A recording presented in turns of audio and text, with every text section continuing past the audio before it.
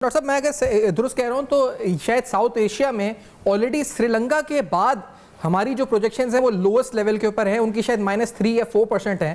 آپ یہ کہہ رہے ہیں کہ ہم -1-2% یعنی ہم بالکل سری لنکا کے نزدیک ہو جائیں گے، وہ ملک جو کہ ڈیفالٹ کر چکے آفیشلی، ہم اس کے نزدیک ترین ہوں گے۔ ایک سال سے زیادہ ہو چکا ہے سری لنکا کے ڈیفالٹ کا۔ جی پہلے سال ڈیفالٹ کے بعد ان کا شرح نمو 11% گرا تھا، اب وہ شاید 3.5% گرے گا، مگر پہلا سال بہت ہی زیادہ نقصان ہوا تھا۔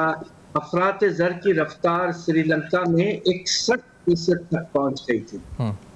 اللہ کا شکر ہے کہ ابھی تک ہمارے ہاں ایسا دیوالیہ کا منظر نظر نہیں آیا ہے، مگر ہمارے یہاں جو ایک نئی چیز تھی جو بالکل جسے کہتے ہیں کہ پہلے اتنا بڑا نقصان نہیں ہوا تھا، وہ سیلاب کی وجہ سے ہوا۔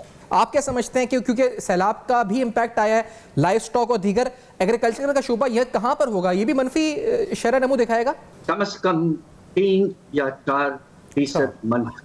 ہمارا اندازہ یہ ہے کہ آپ کا جو صنعتی پیداوار ہے انڈسٹریل سیکٹر کی، وہ کم از کم پورے سال بھر میں اس رواں سال میں کم از کم 4% کمی، اور آپ کے سروسز سیکٹر جو ہے 2 شعبے ایسے ہیں جو بہت بری طرح سے متاثر ہوئیں گے۔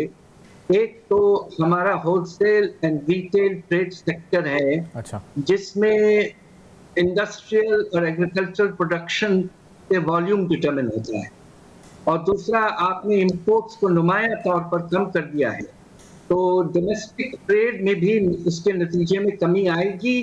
اور آپ یہ دیکھیے کہ ایک اور بڑا سیکٹر ٹرانسپورٹ کا جو ہے، اس میں آپ دیکھیے کہ پیٹرولیم پروڈکٹ کی کنزمپشن 15 سے 30% تک گر چکی ہے۔